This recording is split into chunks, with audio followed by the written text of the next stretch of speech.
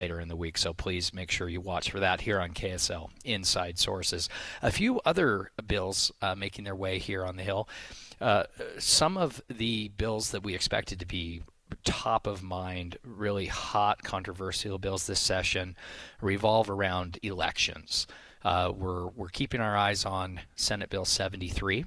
Senate Bill 73 deals with some of the requirements for statewide initiatives.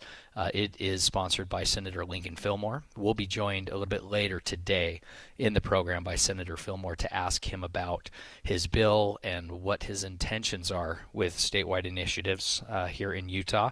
We'll also be bringing on a Democratic senator to speak in opposition to the bill and raise some concerns about that bill. This is interesting. Senate Bill 73 is very interesting because it is running alongside a companion bill, a resolution, SGR 2.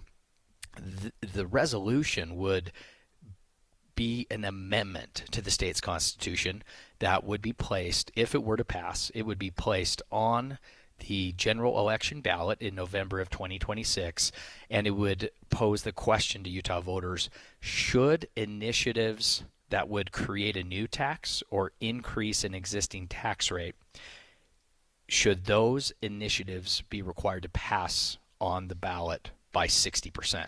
Currently, it's a simple majority, so 50% plus is what any and all initiatives or referenda here in Utah have to pass by.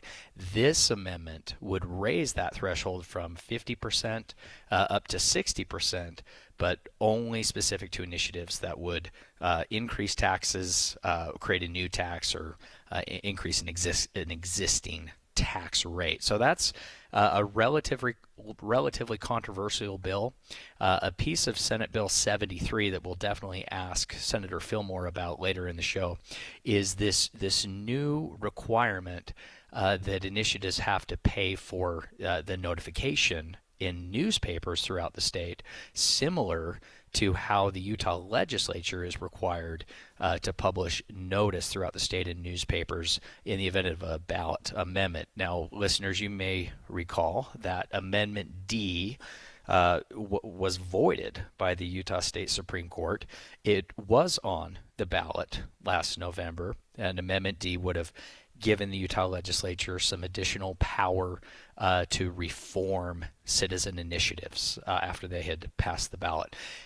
Amendment D, which was the legislature's amendment that they put on the ballot through a special session last year, it was avoided by the courts, as was Amendment A. Both of those amendments were voided by the Utah State Supreme Court because neither amendment had met the constitutionally required notification, which is currently not just in the law, but it's in the Utah State Constitution. And because the legislature had not published that required notice in newspapers throughout the state, the court voided the amendment from the ballot. Now, what SB 73 could be doing here is it could be inserting that same notification requirement that exists in the Constitution only for legislative initiated ballot amendments. It would also set those same requirements on in citizen-sponsored initiatives, which would ultimately cost the average statewide citizen-sponsored initiative would be looking at a cost of around $1.4 million just to comply with that notification requirement. In my opinion, there's an argument to be made that those notification requirements are simply outdated. They're a relic of the past, and I would personally maybe be in favor of simply removing the newspaper requirement from the Constitution and going with what we already have in statute for citizen initiatives, having that apply to legislative initiated ballot amendments as well. Now, if you feel like we're lost in the weeds here, listeners, we are, and it is because we are in week 2 of the Utah Legislative General Session, and this is how the process works. There are a lot of angles, a lot of details, and with any piece of legislation, as good as a title may sound, as good as a solution as any bill might appear to be, the devil is always in the details and how it will really impact citizens, how it will impact government and these various processes, especially when it comes to our elections. And so that's something that, again, we're going to have on Senator Fillmore, the sponsor of Senate Bill 73. He'll be joining us later in the program. We'll be joined by Senator Kathleen Reeby, Democrat, to speak in opposition to Senate Bill 73, provide a different perspective on that. We'll have some good questions to try to better understand exactly what the bill would do and how it would impact our constitutional rights as voters here in the state of Utah. But I have to mention in this first segment before we wrap a bill that I'm really excited about that is on the agenda for committee later today. This is House Bill 120. And this bill, it may be low on others' list of bills they're watching, but it is at the very top of mine because it would abolish daylight savings time in Utah. This is interesting to me because Utah's been waiting on Congress to do something for us to allow to move so that Utah can be allowed to move away from daylight savings time.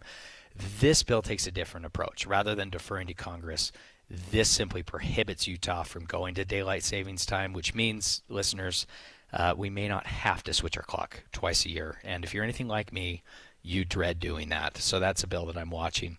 Great show lined up today, listeners. You'll want to stay right here on KSL News Radio for Inside Sources. Coming up after the break, we'll be joined by Representative Rex Shipp to talk about his bill dealing with firearm safety in public schools. That's coming up next here on KSL's Inside Sources. The newest part of your morning, and still so familiar. When you wake up and listen to a radio show, it's like you're a part of a family. You're listening in on people you know, and it's magnificent that Andy Farnsworth is sitting in the chair because he's someone we know. Utah's Morning News. Andy Farnsworth joins Amanda Dixon to bring you important news in the car. 5 to 9 on KSL News Radio. Are you in search of a fulfilling career where you can work on a team that provides you room to grow, learn, and thrive every day? Focus Engineering and Surveying is looking for individuals to join their team who take pride in the customer service they provide and have a passion for their clients to be successful. No experience in engineering, CAD design, or surveying? No problem. Focus will train those who fit their team culture for rewarding careers in surveying and CAD design. If you can align with the core ideology and the Focus team culture, if you're internally driven, team-oriented, client-focused, and love personal development and growth, Focus Engineering and Surveying is the place for you. Enjoy a positive work environment and paid internship opportunities, plus fantastic benefits like great health care with 80% employer-paid premium and HSA matched up to $200 per month, 401k, vacation, even annual performance bonuses. Start your journey towards your new and fulfilling career. Apply now at FocusUtah.com. That's FocusUtah.com. Be advised, this is your opportunity to save up to 40 to 80% on a hot tub or swim spa this weekend only, Friday through Sunday, Utah State Fair Park. Be advised, this is your opportunity to save up to 40 to 80% on a hot tub or swim spa this weekend only, Friday through Sunday, Utah State Fair Park. 18-month interest-free financing. Our factories have demanded we sell 1,000 hot tubs and swim spas this weekend, Utah State Fair Park. Huge factory incentives, factory rebates, this weekend only. Utah State Fair Park. We can remove your old hot tub. Free delivery of your new hot tub. Hot tub starting at $2,999. Utah State Fair Park. Free delivery of your new hot tub. Just relax and enjoy. Utah State Fair Park. Friday, 2 p.m. to 8 p.m. Saturday, 10 a.m. to 8 p.m. Sunday, 10 a.m. to 6 p.m. Free admission. Free delivery. Utah State Fair Park. Call 833-SPA-SALE or visit hottubandSwimSpaSale.com. Sign up for KSL Text Alerts. Get breaking news and traffic updates by texting the word NEWS to 57500. Want access to exclusive contests? Text CONTEST to 57500. Jazz fans, text the word JAZZ for breaking jazz updates. And Cougar fans, text BYU to 57500 for the latest on the Cougars. Message and data rates may apply. Millions of Americans take medicine like Ozempic and Zepbound. Many of them are overpaying by thousands of dollars a year. These GLP-1 medications for diabetes, weight loss, and more may not always be covered by your insurance, but GoodRx can help. GoodRx helps you save every month on prescriptions at over 70,000 pharmacies nationwide. Best of all, it's free to use. Check GoodRx to save on GLP-1s. Just go to GoodRx.com/GLP. That's GoodRx.com/GLP. GoodRx is not insurance but can be used instead of insurance, including Medicare and other federal and state-funded programs. When you're hiring, have you ever felt like you're missing out on meeting great candidates? Well, they're not hard to find when you go to ZipRecruiter. Every day, ZipRecruiter helps people who are actively looking for jobs like yours, so it's easy to find the right person fast. 4 out of 5 employers who post on ZipRecruiter get a quality candidate within the first day. Try ZipRecruiter for free at ZipRecruiter.com/free. That's ZipRecruiter.com/free. Dominion Energy customers in Utah, Wyoming, and Idaho are now proudly served by Enbridge Gas. Enbridge looks forward to a bright future together. To learn more, visit EnbridgeGas.com. Sure, humans can be a little weird at times, but take it from me, I'm a dog. And a person is about the best thing that can happen to a shelter pet. So if you want to learn how you can be that person, get down to your local pet shelter or visit theshelterpetproject.org. Brought to you by the Ad Council. Inside Sources. Inside Sources on KSL News Radio. Eye on the Hill 2025. Special coverage on Inside Sources. Welcome back. Officially now, welcome back. I can't help but jumping ahead of the Eye on the Hill tease there, listeners, because I'm so excited this segment to talk to Representative Rex Shipp, who is kind enough to be joining me live here in person. We are broadcasting this show remotely today from the Utah Capitol building. We're here in room 170 on the main floor below the rotunda. So listeners, if you're at the Capitol, feel free to stop on by, say hello. We have a little bit of KSL swag here, Representative. If you need, I'm sure you have plenty of pens, but if you need a bumper sticker. I love KSL News. I watch the show every night. Well, excellent. We're so happy to have you here. How is the session? Let's start here, Representative Rex Shipp. How is the session going for you?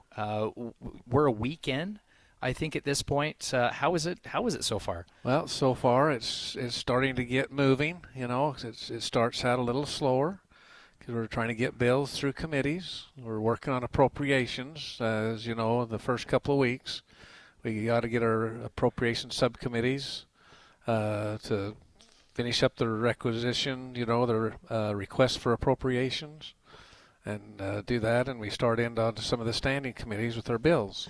How is, speaking of appropriations, and I don't mean to put you in the hot seat here, but how is the revenue forecast looking? How is the budget looking this session? We know that previously, a month or two before the session started at the end of last year, the state was projecting that revenue would be a little bit down for this session for the budget year. Is that still the case, or are things looking better? Just in very general terms, where do we stand with the budget? From the initial forecast and stuff, that looks like it's going to be a down year. So we're going to have to tighten our belts a little bit, I think, and not be able to, appropriate or fund all of the requests. Yeah, and that's typical whether we have a lot of money or not very much. I was going to ask you. You've been up here. It doesn't seem to change. How long have you been serving? This is my 7th session. Okay, so you're not new to this. You've been around the process. Is it more difficult in a lean budget year or a flush budget year? Well, to be honest with you, it seems to be easier in a lean year. Yeah. Because all I have to do is say no to everything, Yeah. Don't plan on it. We'll try to get the request through, but you can't always depend on it. When there's more cookies in the cookie jar, there's more hands in it, right? There you go. Perhaps, so. Yeah. Well, I want to talk about your bill. This is House Bill 104. This is dealing with firearm safety in schools. Please share with our listeners a little bit of background about this bill, what you hope to accomplish. My understanding, it has something to do with establishing some standards for instruction. Yes. Please tell our listeners about the bill. I grew up on a ranch and farm, and from the time I was small, we handled firearms. We did a lot of hunting as a family and shooting, and so I think a lot of people back in those days, that's been a while ago when I was young and on the farm, raised there. And so we knew how to handle firearms, and we knew how to, a gun's always loaded, you're always told. First thing you got taught, it's always loaded. So be very careful when you're handling it. And so I think we've gotten to a point now where That's not the case anymore, especially those that live on the Wasatch Front or in the city. A lot of people still do shooting and hunting. There's no question about that, and that's really kind of a parent's responsibility, in my opinion. However, we seem to continually have, from time to time, accidental shootings. Yeah. And so it's designed so that, right now it's an optional thing that can be done in the schools. They have the option to do some firearm safety training, but it's not happening.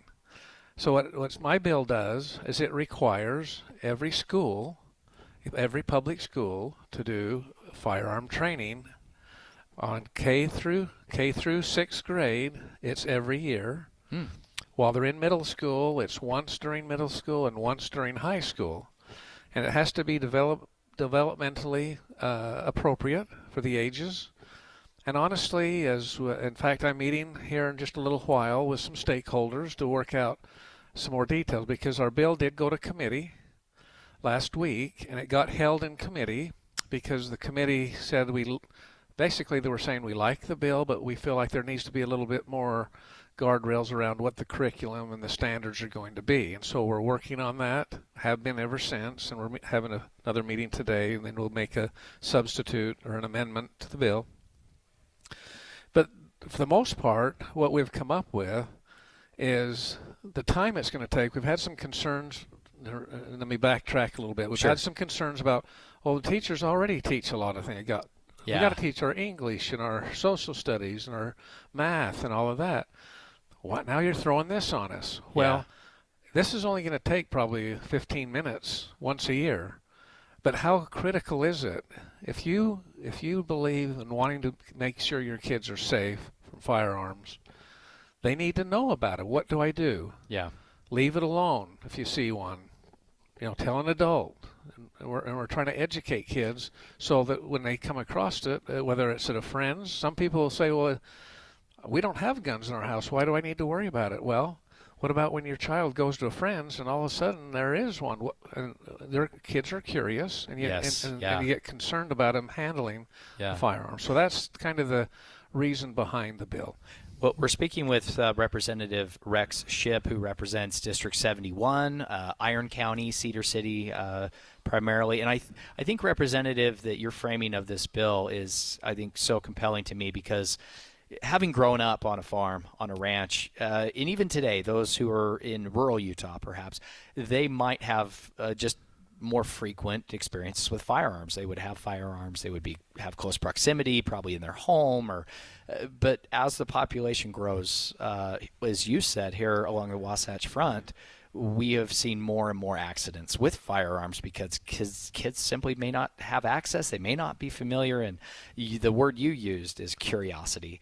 I have a 9-year-old and a 14-year-old boy, and anything and everything they can explore, they do, and they will. And so I found myself needing to have some of these conversations. But I love this idea of having some kind of basic awareness and instruction in our schools, even just telling kids, hey, if you see a gun, don't touch it. Assume it's loaded. Tell an adult, whatever that is. Yes, and that's the whole thing behind it. It's not meant to be anti-gun or pro-gun. It's meant is safety. Well, and I think in a sense, in a state where here in Utah, we are big believers in the Second Amendment. We're a very pro-gun state. I think one of the outcomes of that, one of the consequences is that we simply have more access. There are more firearms, and our kids are more likely to encounter them.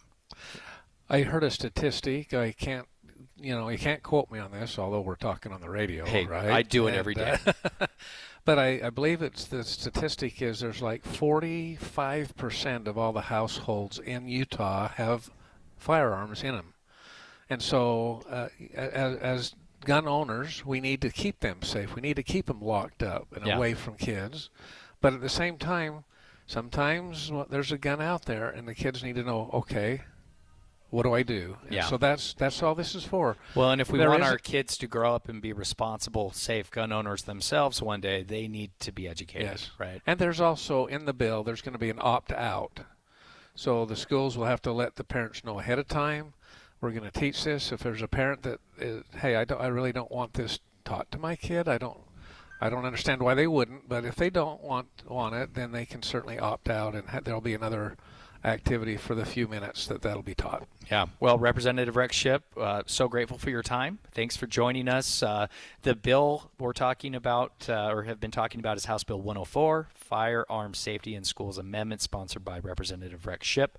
Thanks for your time, Representative. Best wishes. Very good luck to you the rest of the session. Thank you for having me on. I appreciate it. Of course, anytime. Listeners, stay right here on KSL Inside Sources. Coming up after the break, we will be speaking with Senator Lincoln Fillmore about his bill, Senate Bill 73, Statewide Initiatives Amendments. Coming up next.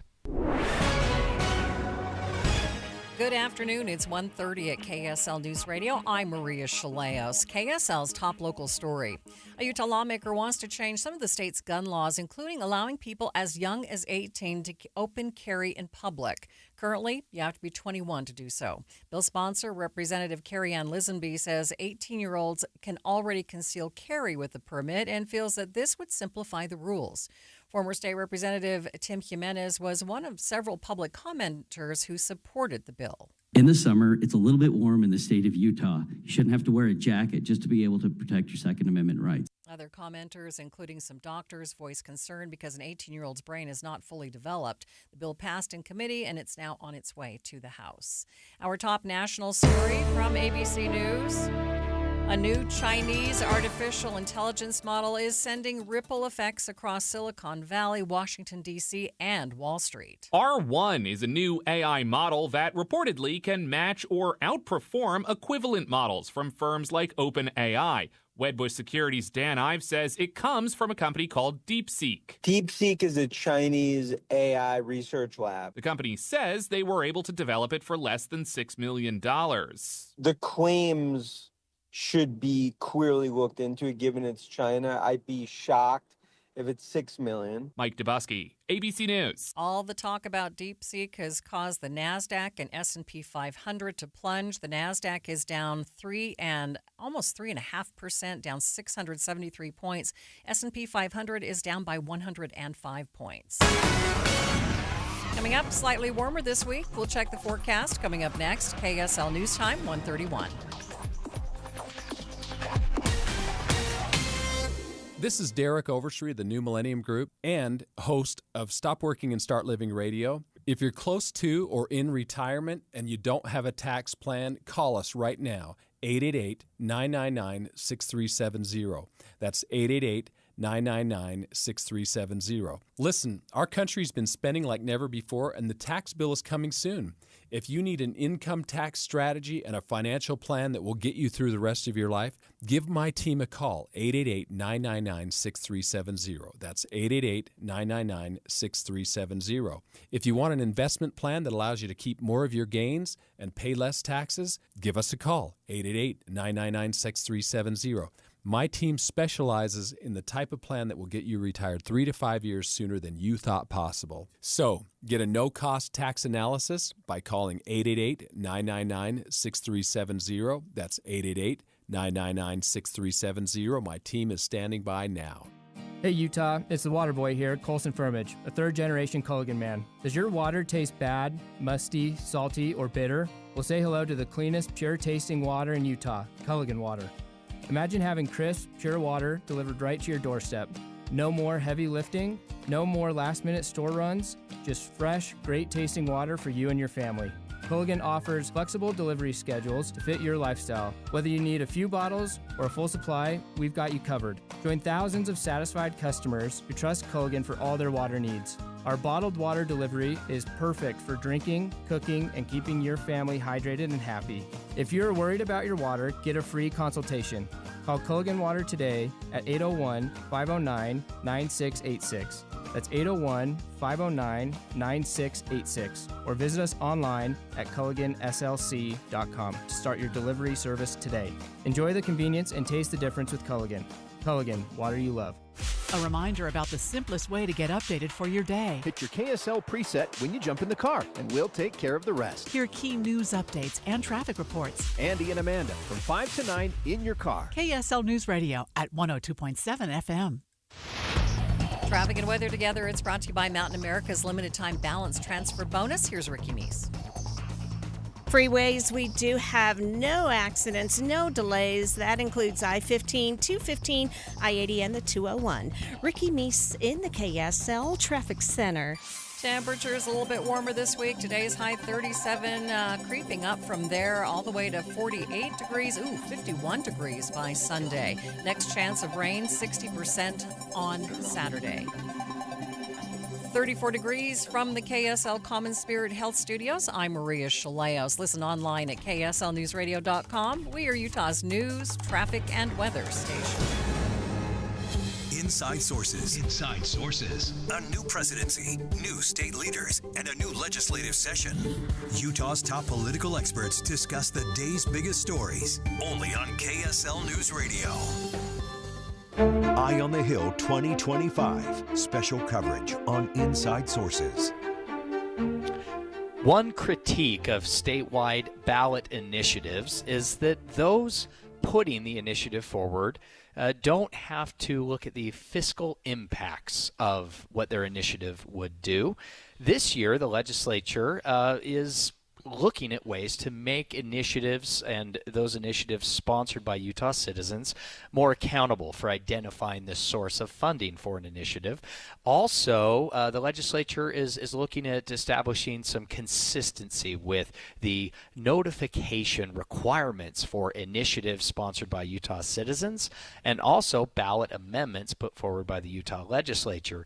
This bill that we're going to discuss this segment, Senate Bill 73, Statewide Initiatives Amendments, is one of the most important consequential bills that is making its way through the process right now on Utah's Capitol Hill. It has passed out of Senate committee. It is also passed on the Senate floor. It is making its way through the legislative process, and we're very fortunate this segment to be joined live here in person at Utah's Capitol by Senator Lincoln Fillmore, who represents District 17, South Jordan area, Salt Lake County. Southwest Salt Lake County. Senator, thanks so much for being here. Thank you, Taylor. It feels good to be considered an inside source. You are, no doubt about it. This bill is someone who really focuses on the election space, and I've been involved with running a citizen-sponsored initiative in the past, 2 of them, actually. I don't recommend it to anyone, Senator. It's not an easy thing to do, and it should be hard. That's my opinion. Your bill is, I don't know that I want to say maybe controversial, but it is We had some great debate on it. Yeah, it is significant. Tell us about the bill. Tell us about what you hope to accomplish. Yeah, so I'm a big believer in the citizen initiative process. I really like that our Constitution divides legislative power. We know that legislative power all comes from the people. They delegate it to a state legislature, but the people in Utah retain the ability to legislate on their own. I think that's great. It's a really important check on government power. And not all states have That's that right. We are That's one right. of 8 or 9 states, I believe, Yeah. that guarantees that right Yeah, to and I think voters. it's worked well for us historically in Utah. We have a few, but it mainly happens when the legislature repeatedly refuses to take action on something that the people want. And so I'm glad they have the power to do that. But we also have a constitutional requirement to balance our budget. Yes. So if a citizen initiative come forward that costs money, that money has to come from somewhere. And so Senate Bill 73 simply asks that as the initiative backers are going through, there's already a process in place where they submit it, and it gets what you might call scored by our fiscal analysts. It's like, okay, this is going to cost this much money to the state. It's, there'll be some financial impacts on businesses or local government. We ask that then those initiative backers identify a source of where that money is going to come from, because our budget has to be balanced by constitutional dictate. Right. And that's part of it's the main work we do up here at the legislature every year. Put together a balanced budget for the state. Yeah. So if a citizen initiative passes that takes away some of that money, we just need to know. Okay, citizens, we get it. You want this. Got it. What do you want it instead of? Where right? do you want the money to come from? You've got to identify something that we're already doing that we can't do in order to get this. And just as an example, there's talk of a citizen initiative to provide school lunch to every student in the state. Okay. And that may be a wonderful thing. Right. And it may be popular enough and it may pass, but it would cost tens of millions of dollars every year. We've got a school budget. It's already balanced. So if that were going to come, it would just have to come at the expense of something else. Got it. So we just want to identify what that is. So the people, when they're making that choice, they know we are choosing thing A instead of thing B. That's what we want.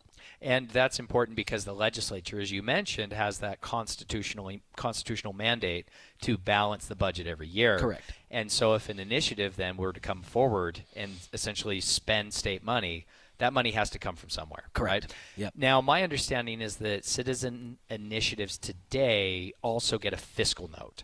Just like every bill up here on the Hill has attached a fiscal note informing legislators and citizens what the cost of passing the bill would be. That's right. So do initiatives.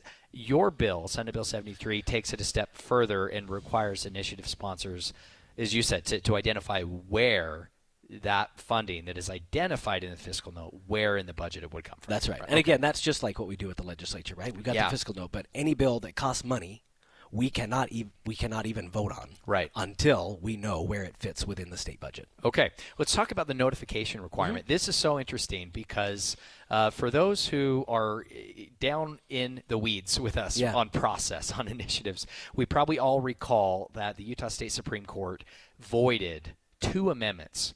There were some other arguments involved, but to simplify things here, Amendments A and Amendment D were voided from the ballot last November in part because the legislature did not fulfill the constitutionally required notification requirement. There, 73 and I believe SJR 2 and another bill that could be forthcoming could all deal with the notification requirements. There's a little bit of confusion, and I will say also on my part, help us understand what is happening with this notification and why is that important? So there's a constitutional provision that when the people exercise their legislative power to amend the Constitution, that the proposal needs to be placed in, it was published in a newspaper for 60 days. Or for 2 months is what the language is. And I think that as time has gone by and newspapers have just, people don't really read them anymore. Even if you technically read a newspaper, you're most likely reading it online. Yeah. So do we even have a newspaper that is published statewide anymore? That's a good question. I asked this the other day in committee. It's like, is the Salt Lake Tribune and the Deseret News, are they newspapers now or are they websites? And I know, I think they print once a week, but people get their news and that information online. Right. But last August, the Supreme Court interpreted that very strictly, maybe is the wrong word, but exact, right? Yes. It's like, it says newspapers, you have to do it in newspapers. And I think that was unfortunate because advertising in newspapers is a lot more money to reach a lot fewer people. Yeah. But since the Supreme Court set that standard, we're just simply applying that standard when the people use their legislative power for proposals that go before the people to exercise their legislative power. We just, the transparency is really important, and so we just applied that same transparency standard both ways. And as you mentioned, there is a bill forthcoming that would propose to change the Constitution about that. Okay. So that it wouldn't require a newspaper. It would just need to be published. And you could publish it online. You could create your own website. You don't need to advertise it on Facebook or things like that, right? Yeah, it just needs to be a place where people can see it. And we want to do that in the most efficient and most transparent way possible. And then would there be similar legislation to, if the Constitution were to be amended to remove the notification requirement, would it also be removed in statute for initiatives? Okay. Yes. Yeah, you'll watch that bill. A bill and a resolution to amend the Constitution will be coming from the House. Yeah. And that'll progress this session. Okay. Now let me ask you this. Yeah. So this is just part of the package. So it's all part of a package, and there's triggers involved in here and there, and we'll keep our eyes open for that legislation coming forward, and we'll probably have you come back on and explain what it all means. But quickly, and I'm not trying to get you in trouble here, I promise, Senator.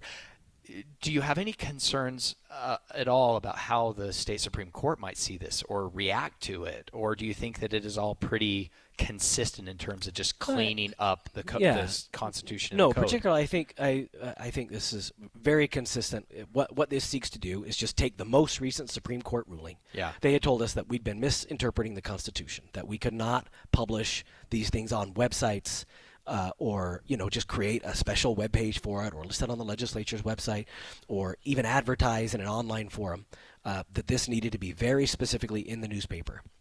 And so we are taking their own decision, it's just the language from their decision, and just putting that in statute so that it's consistent with court rulings. And truthfully, that kind of stuff happens here pretty regularly. If the Supreme Court makes a ruling and that a statute wasn't worded properly, we will go back and reword the statute just to match the Supreme Court's findings. Yeah. Okay.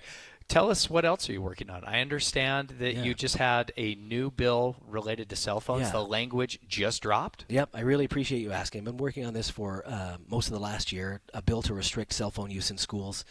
It's just spurred on by the mental health crisis that we're seeing with the rewiring of kids' brains that cell phones have done. Socially, academically, mentally, cell phones have been really harmful. Smartphones specifically have been harmful to kids, and so we want to restrict those in schools. That language is out at Senate Bill 117. Okay. I look forward to moving that bill through the process. Yeah, well, Senator Lincoln Fillmore, really appreciate you joining us here on KSL Inside Sources. We will keep our eyes on both of these bills and have you back very soon to keep us updated. Thanks so much for your time, and best of luck to you. Thank you. Listeners, coming up after the break, we will continue the conversation about statewide initiatives amendments, and we'll be joined by another voice, perhaps with a different perspective. Senator Kathleen Reeby will join us to talk about Senator Fillmore's Senate Bill 73. Stay right here.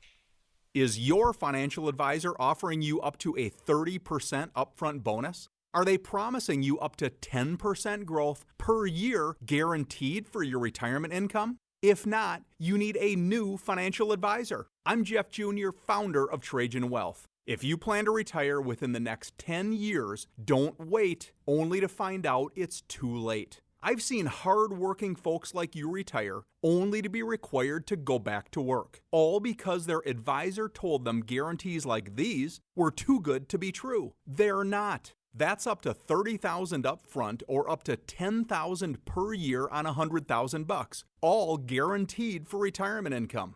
Don't work when you're supposed to be retired. And if any financial advisor tells you it's too good to be true, they simply don't have the options we do. Call Trajan today at 801-899-7600. Annuity guarantees are based on the claims paying ability of the issuing insurance company. Things are just better with a partner or a friend. And when it comes to losing weight, Soda Weight Loss makes it easier than ever to let go of the weight for good. I'd been wanting to lose weight, and I tried on my own. I'd been seeing things for soda, and so we talked to the nutritionist and loved every bit of it. I couldn't be happier, honestly, with the result. Join with a partner and only pay for one.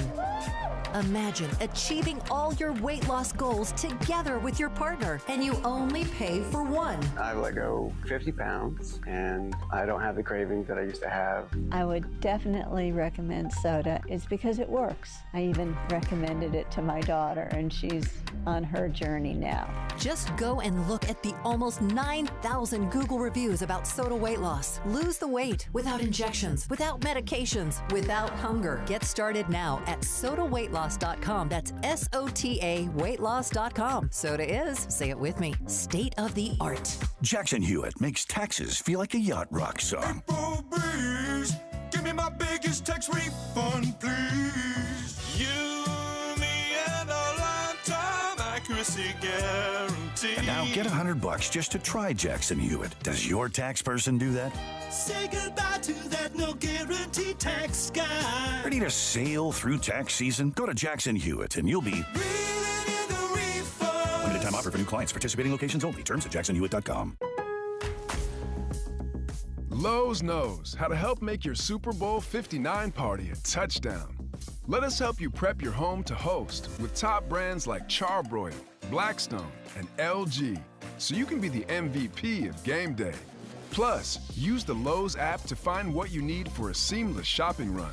Or huddle up with our Lowe's Red Vest associates to help make all your game time hosting decisions. Getting help with electrical repairs is easier than you think. All you have to do is call Any Hour Services or schedule an appointment at anyhourservices.com. No one helps more homeowners than Any Hour Services. How does a soccer club, born in an unlikely place, Utah? You sure you want to do that in Utah? built with players no one else wanted, We knew no one believed in us. reach the league's highest heights? We finally did it. It was like just this feeling of getting to the top of the mountain. How does that same team find a way to shatter expectations in the midst of a fight for its own survival? Our club is burning to the ground as we speak. I'm Amy Donaldson, and in a new podcast, Making of a Moment, the RSL story, we take a closer look at one of those iconic sports moments Soccer is a crazy game, and we saw it firsthand tonight. and unravel how knowing the truth of these moments can transform what they mean. I just kind of got chills right now thinking about it. Making of a Moment, the RSL story, is available now. Follow us at makingamomentpod.com or wherever you get your podcasts. Inside Sources on KSL News Radio. Welcome back to Inside Sources here on KSL News Radio, a special edition of Inside Sources. We are broadcasting live from the State Capitol building. Listeners, we're in room 170. It's a beautiful conference room here on the main floor of the Capitol. Feel free to stop on by. We have some great KSL swag in here. I see some pens. I see some bumper stickers, golf tees, everything that you can't really use this time of year, perhaps, except the pens here in the legislative session. We are going to continue the conversation about Senate Bill 73, statewide initiatives amendments. Last segment, we spoke with sponsor Senator Lincoln Fillmore. This segment, we wanted to bring on a different perspective, a voice perhaps in opposition to Senate Bill 73.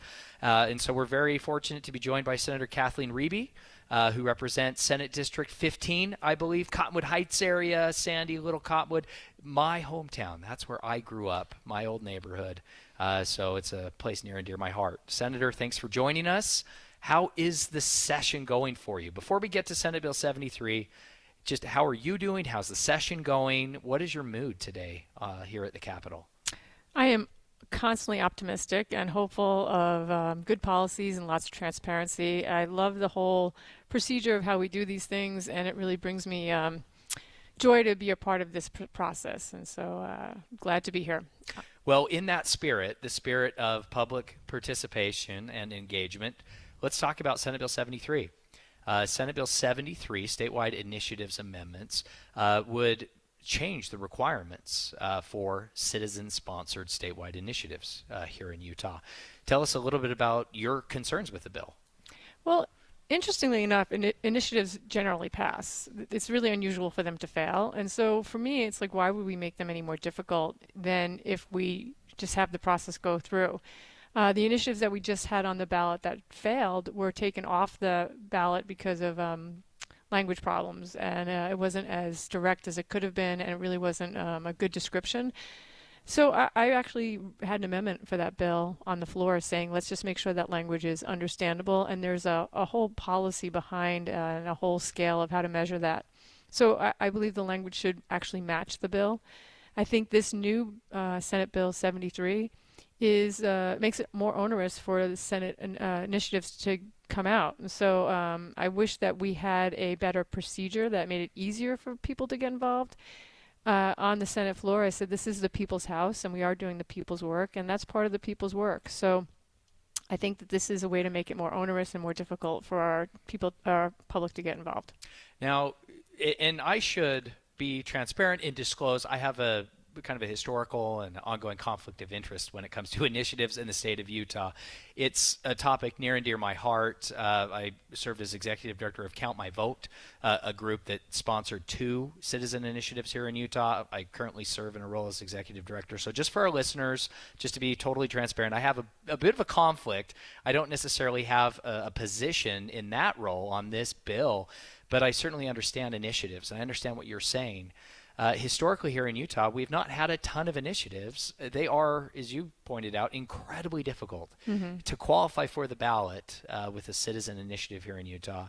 You have to collect nearly 145,000 valid signatures of voters distributed by certain requirements in 26 of 29 state Senate districts. It is not easy. It's a very challenging process. You have to collect all of those signatures in about 300 days. And you have to go through a process of drafting language and applying for approval and printing packets. And you know all this as well as anyone, Senator. Let me ask you this. With the initiative process already being so difficult, why is it, do you think, that some of your colleagues here in the state legislature still are so concerned about maybe limiting or discouraging? Those aren't the wrong words, but there seems to be this real fear or general concern about what citizen initiatives could be coming in Utah. Do you have that sense?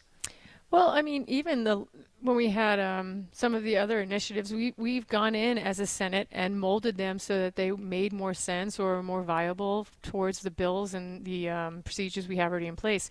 We have that ability to mold an initiative so that it meets a certain need, and so the intent of it. Now, when you say mold, and I apologize, that's fine. What do you mean by that? Can you explain what you mean? I'm thinking of the medical marijuana initiative. Okay. We definitely put a lot of language around that some would argue stripped the whole initiative. And so we have that ability to mold it and change it once it comes up here and we start creating laws around it. So there is the opportunity for us to do the best work for those initiatives.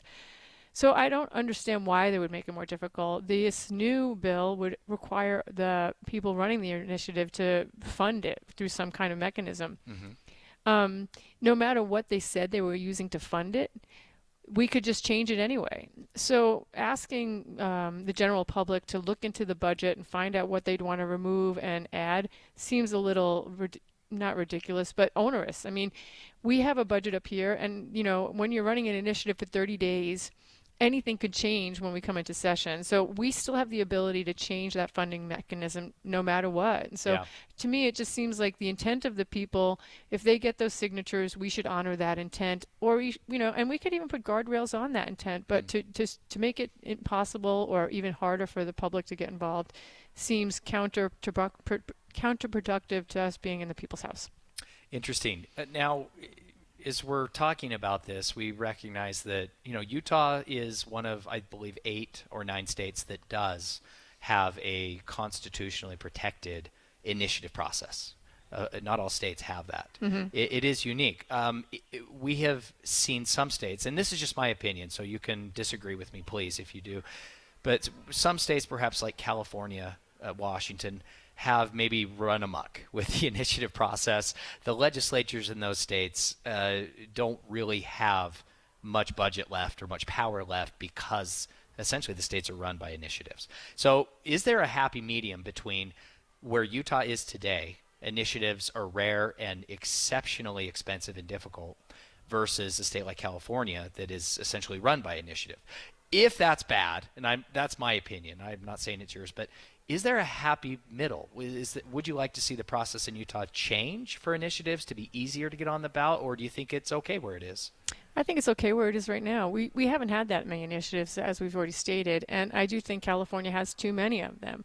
But to change it now because of what had just happened, it doesn't seem to make sense to me. I think that we should stick with the plan we have, and we should continue working that way. It's not easy to get on the ballot. It's not an easy process. And when they argue that we are going to have outside funding be more part of this, I think this would only encourage outside funding to come inside more because you're making it harder, and it would eliminate grassroots. Yeah. And so I think some of these initiatives have come out of grassroots groundswell, and that's where they should come from, not from outside influences. Yeah, no, that's a really good point. Now, we're hearing up here at the Capitol the voices of children, and we often see them coming off buses in large groups to come and tour the Capitol and see all of you as you're working in session. We're speaking live with Senator Kathleen Reeby, who represents District 15 in the state Senate. You're wearing a button right now that says, "I love public education." I know you're an educator yourself. Can you tell us a little bit about education this session and what you have your eyes on? So the State School Boards Association decided that they'd have a motto for this year. It says, push pause. And that's what all of us have been asking in the education industry. We just need to stop with these education bills. I mean, one year we have one thing, and then the very next year something else is being asked for us. So we're asking us to stop having so many bills. When I looked this morning, there's as many as 333 education bills, and last year we passed 597 bills. So if all of those bills came to a committee, it'd be a lot of time spent on education. My biggest concern is that every time I look at any kind of bill with any kind of fiscal note, every $100,000 is a teacher in the classroom. So unless money is going directly into the classroom and directly impacting students and teachers, I'm not supporting it. And I think that's something that we should all look at. A lot of us here, this is my 7th year up here, and we are constantly looking for efficiencies and constantly looking for ways to prevent these layers of administration from hampering our ability to have a good time in our classroom. So I think every time I see a bill, I'm like, how many teachers is that taken out of the classroom? So every $100,000 is one teacher. Good point. Now we have just under a minute left, and I don't mean to ask you a tough question with so little time here, but we know that House Bill 267, this is been called the union busting bill, just passed the Utah State House this morning by a vote of 42-32. I want to give you a chance to react to that. Any thoughts? I'm a little disheartened by the whole thing. I feel like this is a punitive bill towards UEA because they were instrumental in stopping Utah Education Association. I find that it doesn't solve a problem. Not everybody collective bargains. Not everybody uses these tools. But to create a bill to stop it is solving a problem that doesn't exist. I mean, the organizations that are doing this find it a useful tool, and it's our more bigger fire departments and police departments in our urban areas that really do have this tension with policies that run counterproductive or counter to our public. So we really do need guidelines, and my district has always used it as a safeguard for their needs as well. So you hold them to their contract, and this gives you a great way of how to remediate. And thank you. Senator Kathleen Reeby, stay right here for more KSL Inside Sources. Thank you. FM Midvale. KSL Salt Lake City. From the KSL Common Spirit Health Studios, this is KSL News Radio. Utah's news, traffic, and weather station. Good afternoon, 2 o'clock at KSL News Radio. I'm Maria Chaleos. KSL's top local story. A Utah lawmaker is proposing a bill to make changes to the school lunch program to allow more families who already qualify for reduced lunch to get free lunch instead. These are families that a couple of years ago we probably would have considered middle class. But because of inflation and particularly at the grocery store, food insecurity is hitting families that we haven't seen before. Representative Tyler Clancy tells David Dujanovic we are seeing Utah families rack up $2 to $3 million in lunch debt in a year, which shows that there is a gap in the program that needs to be fixed. Our top national story. Reports of ICE raids are increasing across the country. At a news conference in New Jersey today, Mayor Andre Saya said that this is causing panic in some communities. We're also receiving reports that people are not going to work. The children are not going to school, and people are reluctant to go and even visit their doctor. At the news conference, immigration advocates discussed people's rights and steps to take if approached by ICE. Taking a look at your money at this moment, the NASDAQ and S&P 500 down sharply over news of China's new AI. The Dow up 289, but the NASDAQ down 612, and the S&P 500 down by 88 points. A little bit warmer this week. We'll check the forecast coming up next. KSL News Time 2:01. This is Derek Overstreet of the New Millennium Group and host of Stop Working and Start Living Radio. If you're close to or in retirement and you don't have a tax plan, call us right now, 888-999-6370. That's 888-999-6370. Listen, our country's been spending like never before, and the tax bill is coming soon. If you need an income tax strategy and a financial plan that will get you through the rest of your life, give my team a call, 888-999-6370. That's 888-999-6370. If you want an investment plan that allows you to keep more of your gains and pay less taxes, give us a call, 888-999-6370. My team specializes in the type of plan that will get you retired 3 to 5 years sooner than you thought possible. So, get a no-cost tax analysis by calling 888-999-6370. That's 888-999-6370. My team is standing by now. This is a story of the one. As a maintenance specialist for university housing, he knows college students can major in wear and tear. Plus, housing so many students doesn't leave a lot of room to house all the supplies he needs.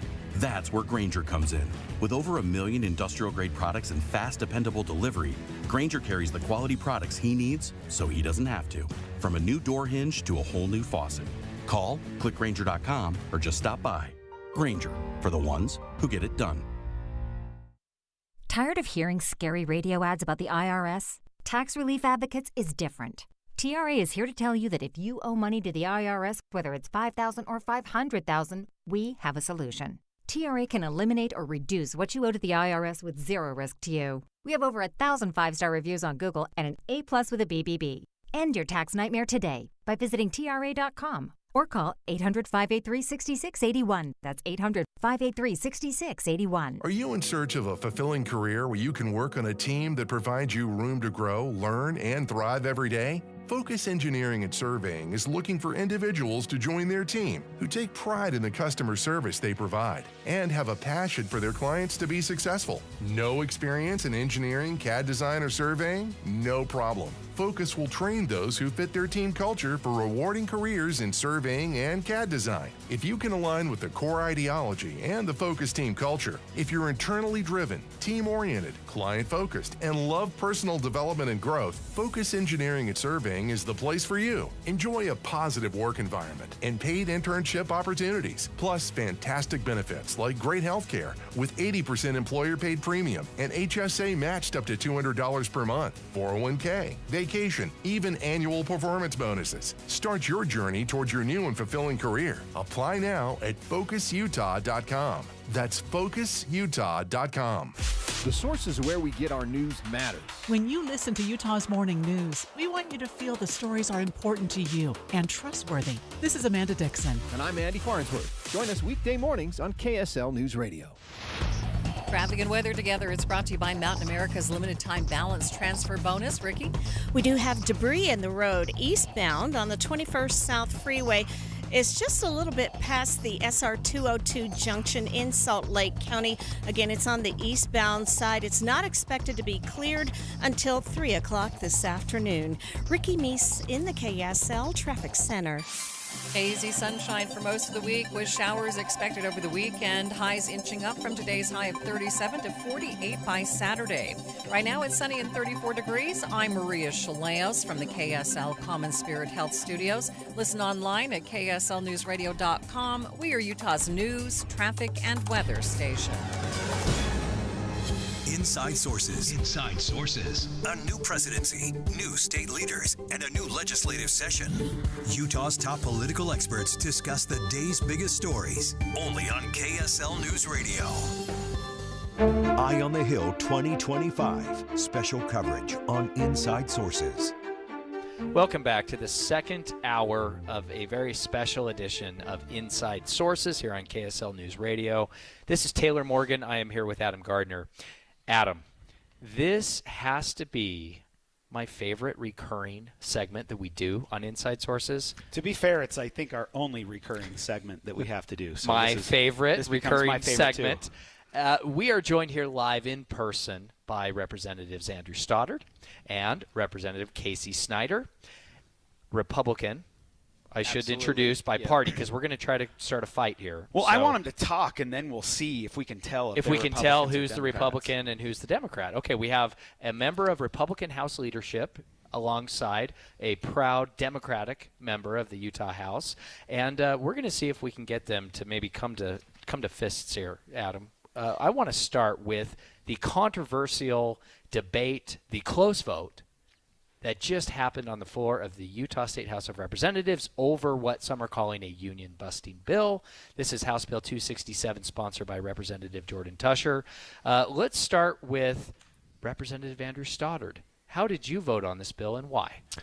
I was a no, and that's because I support our public education, fire, police, public safety, and, there are certain bills you look at, and I may disagree with the policy, say, I get where you're coming from. I see that you can see it differently, but this is one that there's no need.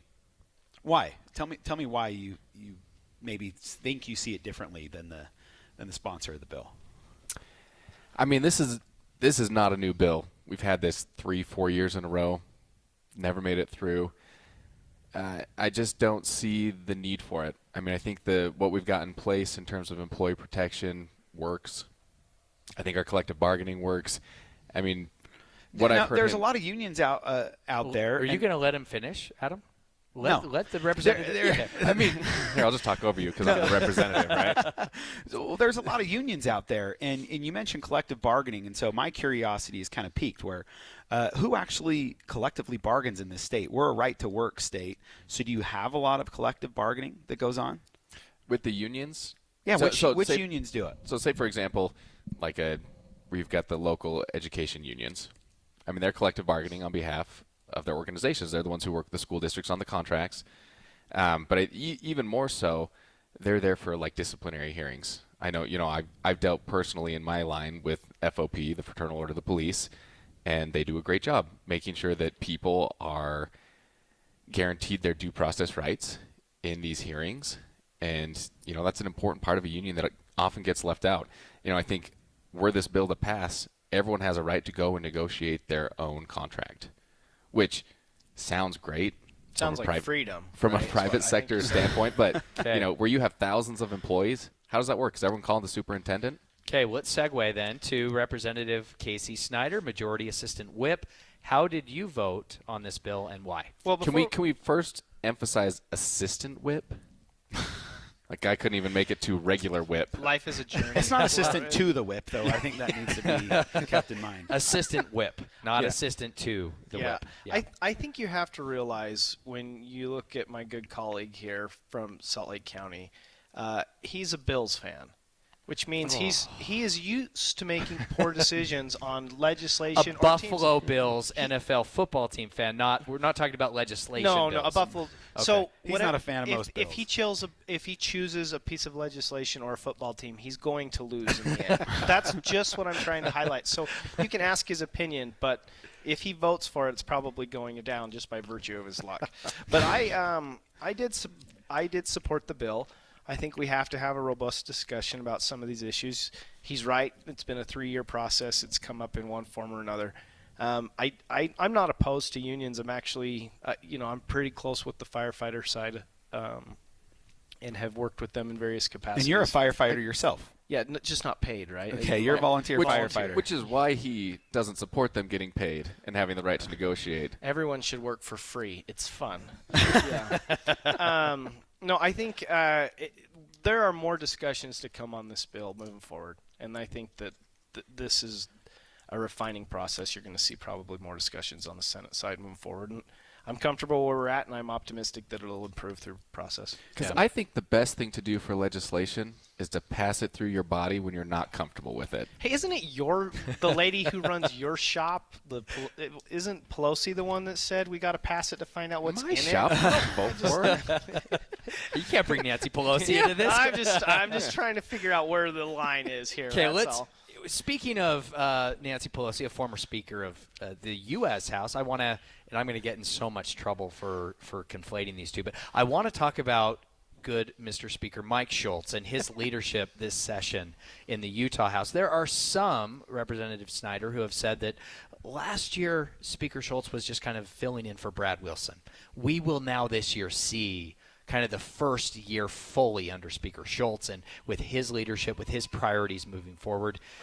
What do you see in terms of leadership? As a member of leadership, do you feel like this session is a reflection of Speaker Mike Schultz and his priorities?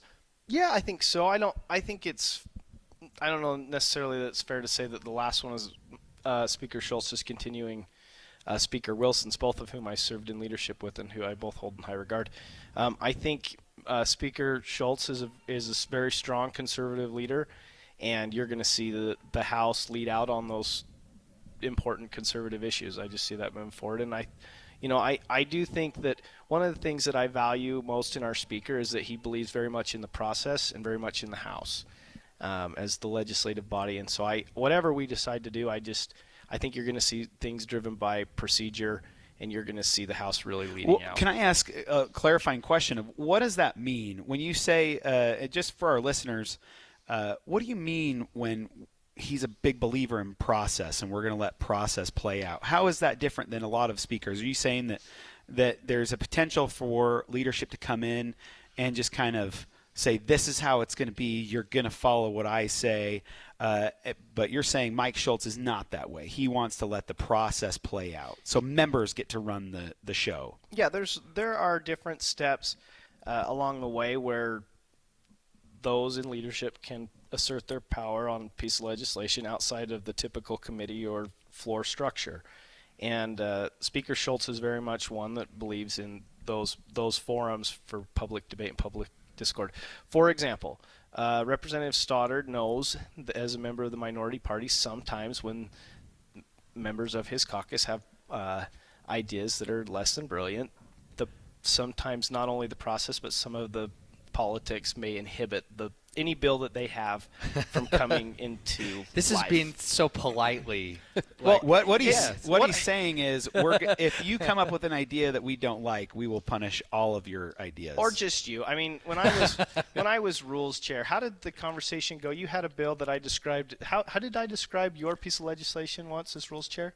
I think you said this is the most perfect bill I've ever seen. No, I actually said it was the worst piece of legislation that I had ever And then do you know who pushed it forward and got it through? Yeah, after I gutted it. Let's just be clear. Look, Casey likes to pretend like he's hard, but well, let he's me helped ask you on a this, number of Representative. bills. We have just under a minute left in this segment. We're going to come back after the break, continue the conversation. I want to give you a chance to weigh in on your perspective of House Republican leadership. Are they doing a good job of leading the entire body, including the minority party? Yeah, I think Speaker Schultz has came in very early on and said, we're going to let more Democratic bills out. We're going to get them out of rules. We're going to let them through the process. Is that because they don't have a chance of passing anyway, or why is that? No, I think in years past, they haven't even had a chance to be debated. Okay. But he was very open and just said that goes for some of the bills that we would normally hold on the Republican side as well. So I think letting things play out through the process is a smart move. It's the move that should happen. You do get some crazy bills that come out and pass, but that's legislation. Well, after the break, when we come back, perhaps we can talk about some of your favorite crazy bills. Have a good conversation. Representative Snyder is rolling his eyes. He might have a couple in mind already. Well, Andrew, can we talk about trail cams? Oh, dear. Let's talk about trail cams. Listeners, that is coming up right after the break. Stay right here for more KSL Inside Sources. Join the smartest conversation in Utah, the team of analysts and political advisors that make up Inside Sources. Get unfiltered analysis of the new administration, the president's cabinet, and Utah's upcoming legislative session. Inside Sources, weekdays from 1 to 3 on KSL News Radio. At JCW's, we think tipping might be getting a little out of hand. Like when you're asked to tip at the register before you've even been served, or when you're at the yogurt shop and find yourself serving yourself.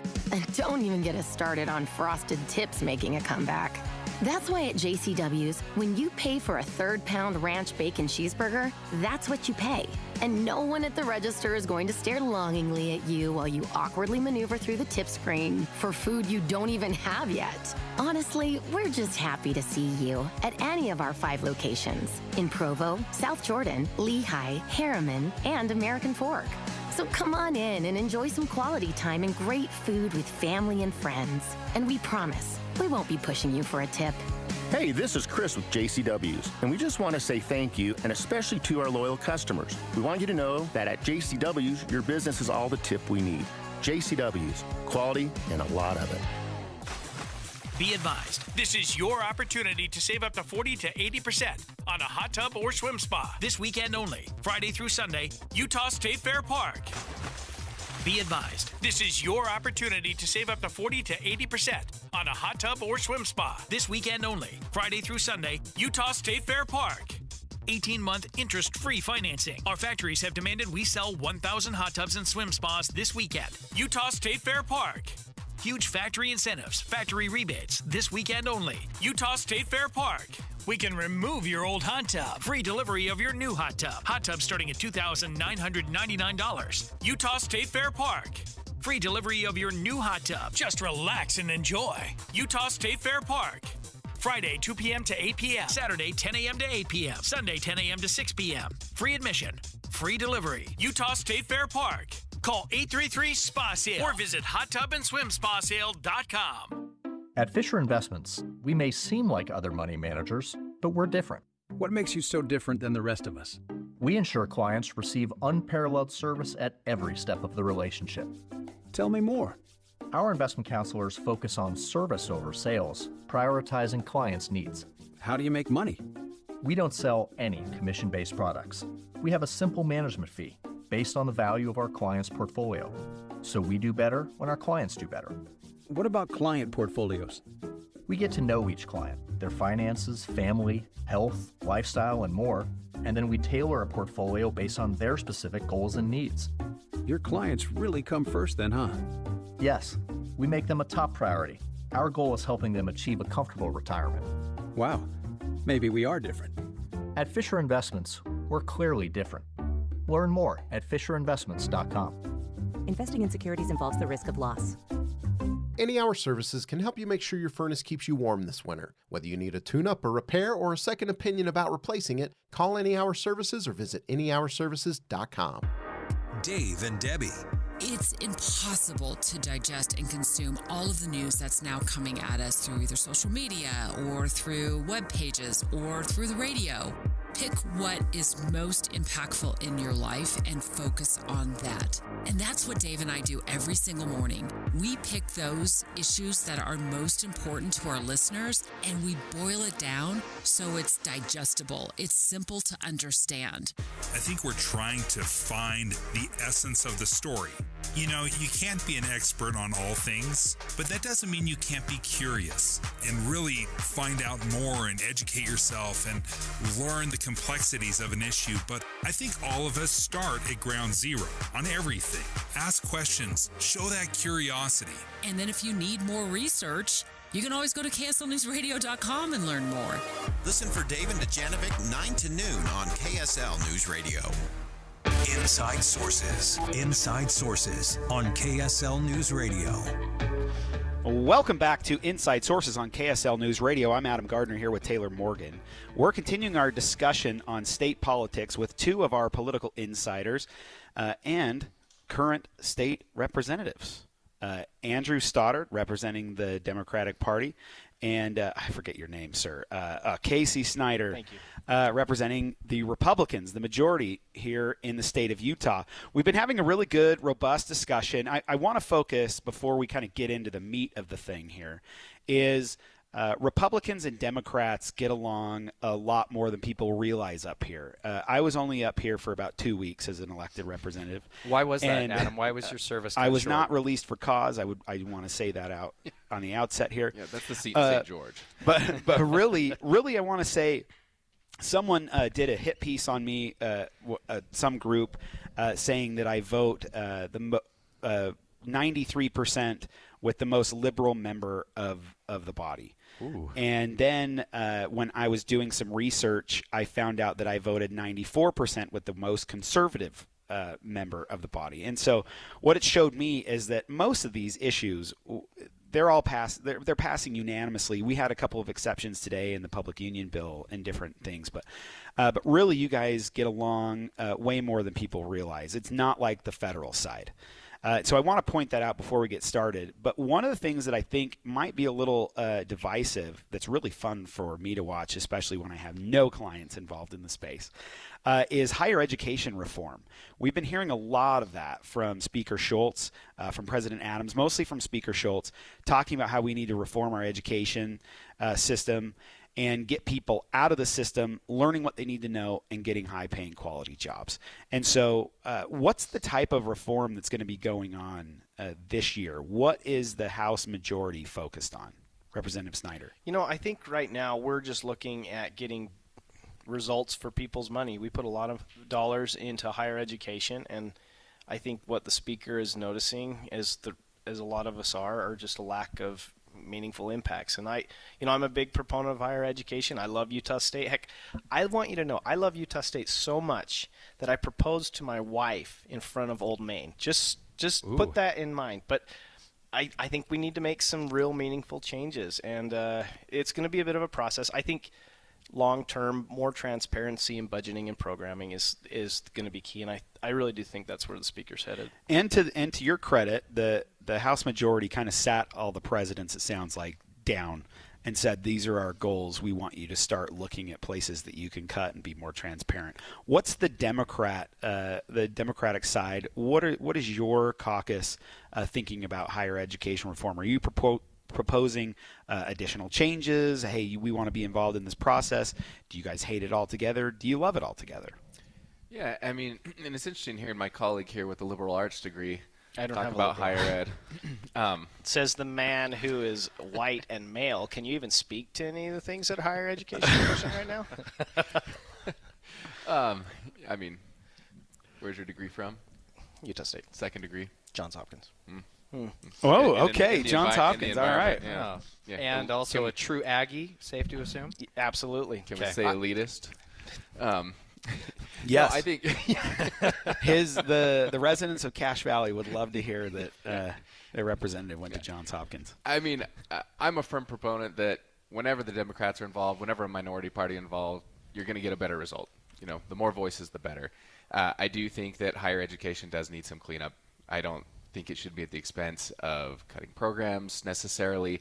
I don't think it should be under the threat of budget cuts.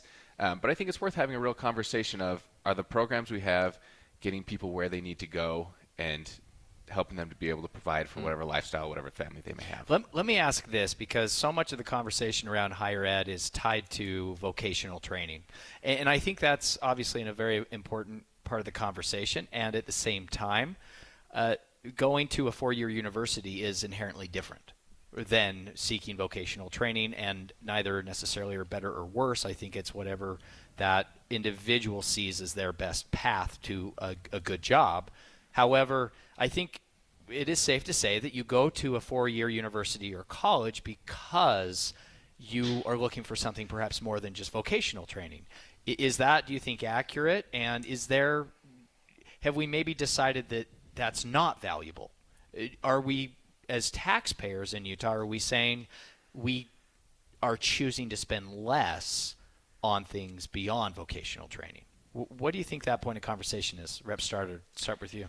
Yeah, I mean, I think there is a lot of value in just the college experience in terms of growing up, meeting different people, encountering different ideas. And, a lot of that gets lost when we focus specifically on the training for a vocation. And nothing against, vocational college, certificate programs. Every part of this is valuable in making sure that people have a future that they want.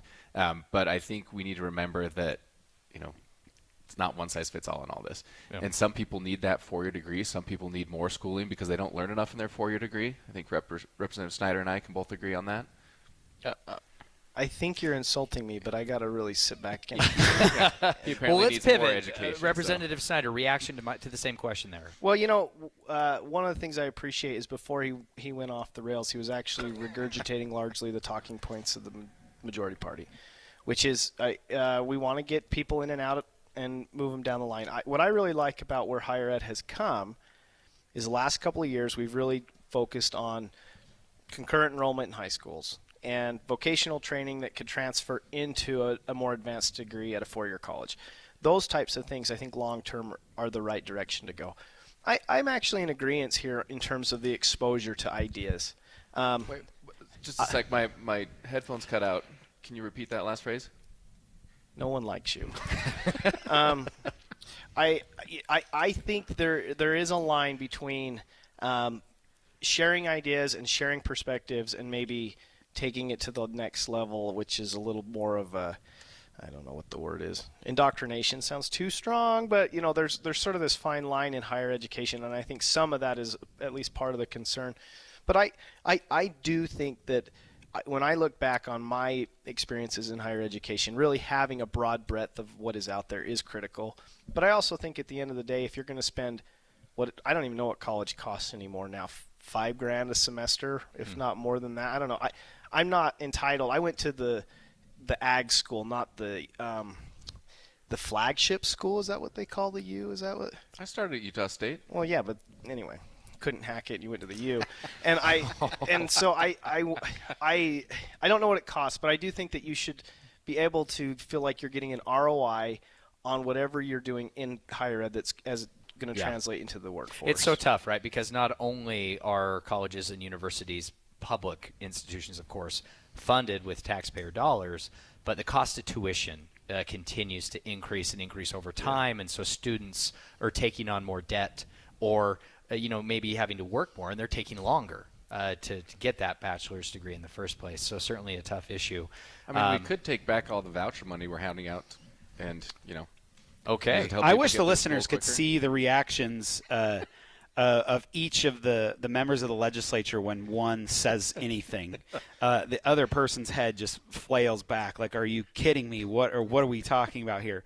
And there's a lot of big issues that you guys are handling. We only have about a minute and a half left, and we're going to be talking about this in the next segment. So I want to know what you guys are hearing or thinking about these being closed on Sunday, these related bills being closed on Sundays. Ken Ivory has a bill. Senator Pitcher had a bill about car dealerships being open on Sunday. And then on the House side, we have them being franchises being able to be closed on Sunday. Initial thoughts? Look, as a true conservative and believer in the free market, this is Representative Stoddard speaking, listeners. I think we should dictate when businesses can and can't be open. And there's nothing more free than telling them how to run their business. Your rebuttal, Representative Stoddard. You're going to have 10 seconds of silence. The quote that I'm most familiar with, that as it has come down through history, is "Let them eat cake." And I will just leave it with that. Even on Sundays. That sounds a lot like Marie Antoinette, but no, it was Representative Snyder. We're going to have a pretty robust discussion about this. And this is the kind of thing that the legislature grapples with a lot, Taylor, is we think we have everyone figured out of, I'm a free market capitalist, or I'm a this type of Democrat, I'm a progressive. And what we see up on the Hill a lot of times is it's not all black and white every time. And both sides are kind of nuanced and going back and forth. And it's funny to watch. Actually, it's refreshing to watch legislators actually point out, like, hey, I know I'm a progressive Democrat, but the free market principle here is this. Okay, I'm going to jump in here. And that was all sarcasm right there. Do not believe anything. You're trying to make a and I'm philosophical afraid we've run out of point, time in this segment. Can I save Representative Snyder from himself when he says, let them eat You got cake? 5 seconds. It's a nothing bundt cake reference, just to be clear, right? Okay. That's perfect. Listeners, stay with us on Inside Sources. We're going to be talking more about these Sunday-related issues up on Utah's Capitol Hill. Good afternoon, 2:30 at KSL News Radio. I'm Jeff Caplan. KSL's top local story this hour. The Garfield County Commission is looking to rename a trail after Donald Trump. You've been hearing about this. The county roadway is currently called the Burr Trail Scenic Backway. The proposed name change would be the Donald J. Trump Presidential Burr Trail Highway. They're holding a public hearing this afternoon to discuss the potential change and whether it'll happen. Our top national story this hour from ABC News. The U.S. and Colombia have reached an agreement after President Trump threatened to impose a 25% tariff if the country failed to accept deported migrants. That could have had a devastating impact on their economy if that tariff had gone into effect. The president also threatened that in a week he would raise that to 50%. The Colombians said that they would put in their own tariff in response, but this is not a trade war that the Colombians want to get into, that tit for tat with the United States on this, given how significantly they rely on this country for trade. That's ABC News White House correspondent Karen Travers. On Wall Street, your money at this moment, well, it's a tale of two markets. The Dow is up 289 points today. The Nasdaq plunged down 612 points, a loss of 3.5%. Coming up, haze is going to build into the picture as the weather gets warmer. KSL's forecast is on the way next. KSL News Time 2:32. If you've ever experienced running out of hot water before your shower was done, or hard water spots on dishes and fixtures, I've got a deal you might be interested in. What's up, everybody? I'm Mike Wilson with Any Hour Services, and you probably already know that a tankless water heater and a water softener solve both issues. If you've ever thought about looking into getting a tankless water heater, here's the deal I was talking about. Through the end of February, we're including a free water softener with every new tankless water heater we install. The best part of this deal might be that you never have to worry about being the last one to the shower again, or that you don't have to waste the money keeping 40 to 50 gallons of water hot 24/7. To take advantage of this deal, call Any Hour Services before the end of February. The visit's free and there's no obligation to buy. If you decide to have us install a new tankless water heater, we'll throw in the water softener for free. That's right, a free water softener when you purchase a tankless water heater. Pick up the phone and call Any Hour Services right now for all the details. 801-443-7400. You can Google Any Hour Services. You can even schedule online at anyhourservices.com. No one helps more homeowners than Any Hour Services. A CPA should be the first person you think of to help you get the most from your taxes. CPAs are the most qualified professionals to prepare your taxes, maximize your refund, minimize your tax liability, and tax plan your future years. CPAs are more competitive price-wise than the big box stores. Along with extensive tax expertise, CPAs also provide personal financial planning, business growth strategies, and general accounting services. Your CPA can make valuable tax-saving suggestions that a software program can't anticipate. For 100 years, the Utah Association of CPAs has served the professional community as the go-to resource for education, training, and advocacy as trusted advisors. They want you to get the best when it comes to your financial health. Hire a CPA and get the best. Go to uacpa.org to find a CPA that's right for you. That's uacpa.org. Proud sponsor of the Money Making Sense podcast with Heather Kelly. Download wherever you listen to podcasts. Mornings are for recharging. And they're for starting your day right. We volunteer to join you in the car. Get news and weather at 102.7 FM during the most important part of your day. Andy and Amanda, each morning between 5 and 9 on KSL News Radio. Traffic and weather together brought to you by Mountain America's limited time balance transfer bonus. Here's Ricky Meese. We have a freeway closure. Eastbound SR 201 is now closed about 3 to 4 miles after the 202 junction due to a large gravel spill. Eastbound traffic is now being detoured onto SR 202 until further notice, and the estimated clearance time is 3 o'clock, but we will keep you updated on that. Lagoon is hiring full-time year-round ride maintenance technicians and electricians with journeyman or apprentice-level experience.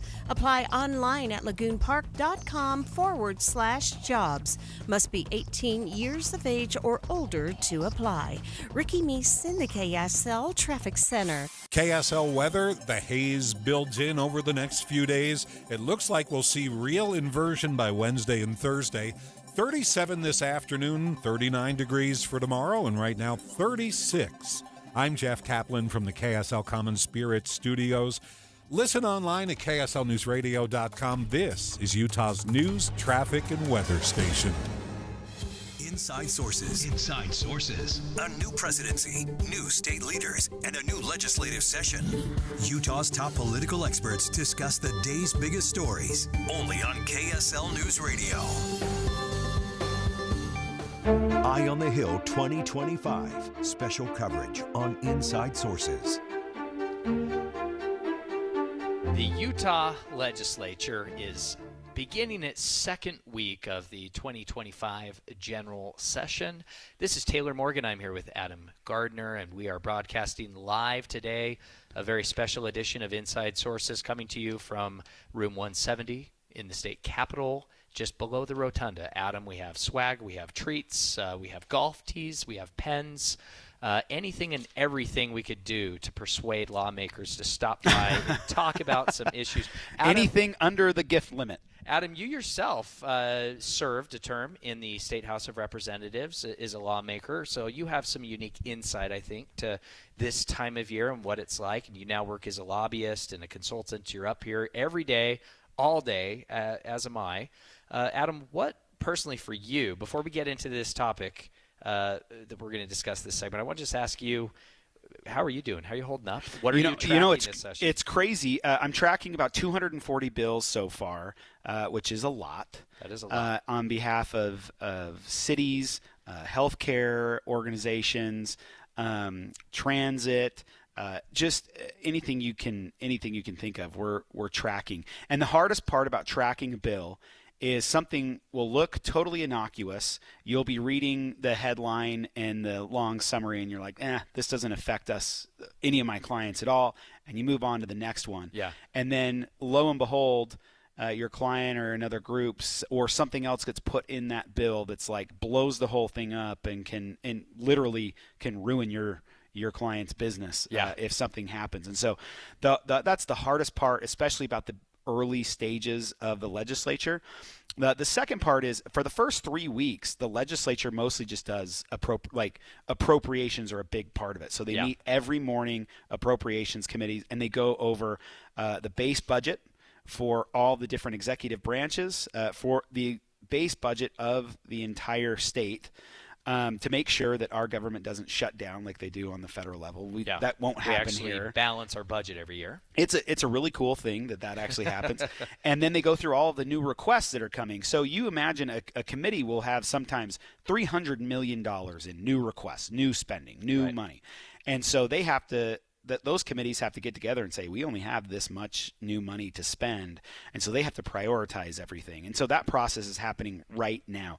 Even during this show, I love hosting this show. I love hosting with you, Taylor, and I love talking about issues of the day.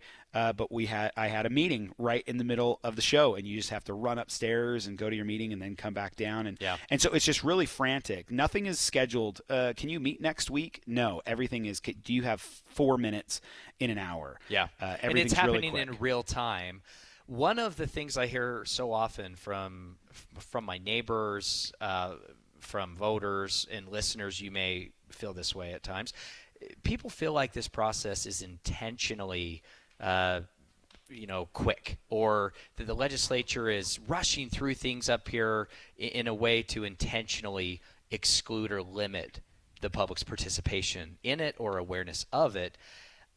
I would argue that's not the case, that it is 45 days. It all happens fast. And even someone like you, as you mentioned, or someone like I who essentially are up here lobbying or working on issues for a living on behalf of clients, it is happening in real time at a very quick pace. And, it's not very often that you or I know what is going to happen. That makes it fun. Yeah. You literally have to, if you say, I have nothing going on in the morning, I don't have any committees, no bills that I'm tracking, you still have to show up because you'll get texts and phone calls and, hey, we need input on this. There is never a quiet day. Or there's a bill that's going crazy right now. And one of the bills that I want to talk about that luckily I don't care about this professionally. But you have strong feelings personally, which is why we wanted to spend a segment talking about these Sunday bills, Adam. Well, so we're calling them the Sunday bills, and we were talking about this during the break. Because we're in Utah, we have a very diverse and very religious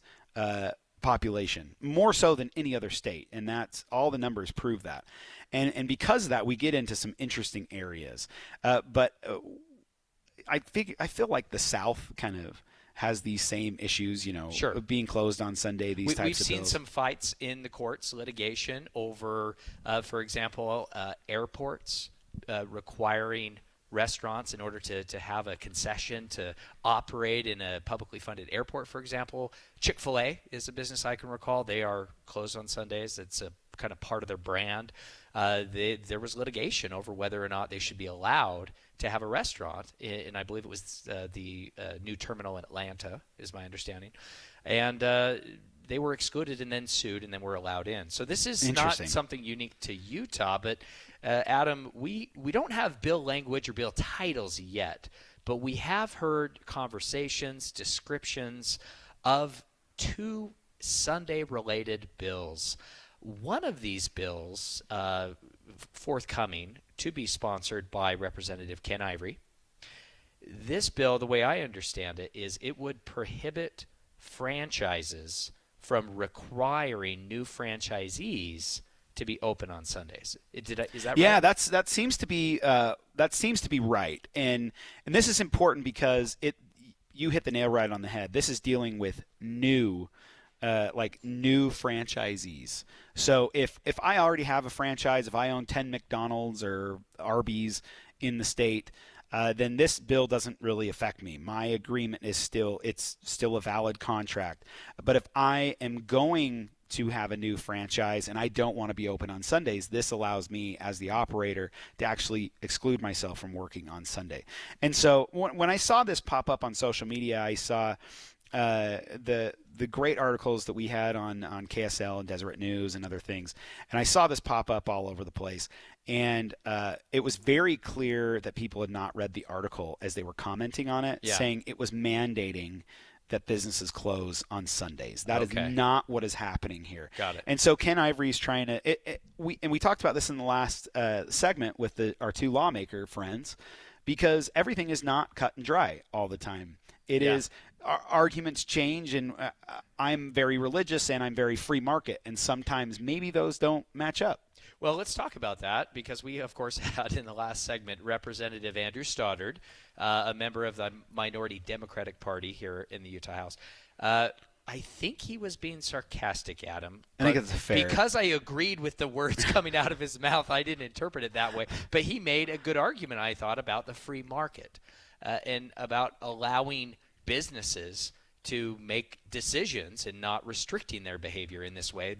Doing so is essentially anti-free market. And one of the comments that was made was, you know what, if you don't want to be open on Sunday and you want to be a franchise owner, then yeah, you would go to Chick-fil-A. That's part of their brand. Get a Chick-fil-A location, not maybe a McDonald's. Yeah, because and you understand going into this thing, you're signing on the dotted line. Where the issue came was from Nothing Bundt Cakes.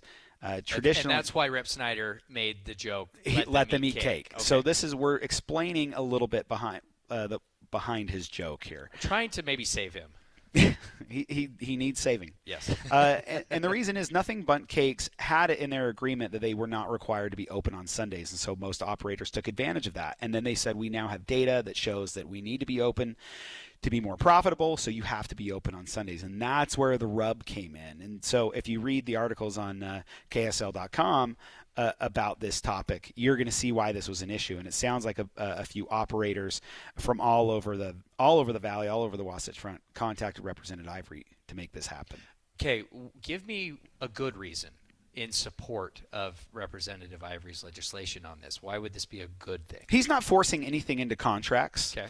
He's just saying that if this is something that you desire or is valuable to you, and you can demonstrate that you're going to make a profit to your corporate overlords, then you should be able to be closed on Sundays if that meets your value system.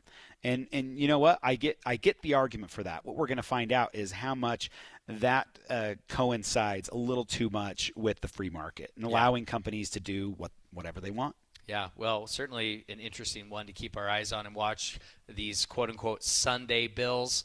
When they're numbered and officially titled, Adam, and when language is out, perhaps we'll revisit this legislation for you listeners so that you can track it as well. Coming up after the break, stay right here on KSL Inside Sources. Adam Gardner and I, Taylor Morgan, will have a conversation about what is happening in Washington, D.C.